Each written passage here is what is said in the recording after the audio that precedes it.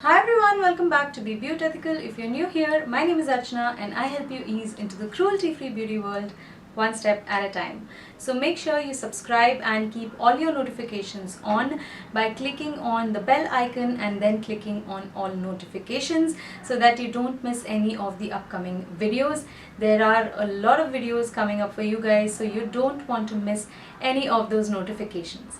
So without any further ado, let's get right into this video. In today's video, we are talking about the brand L'Oreal.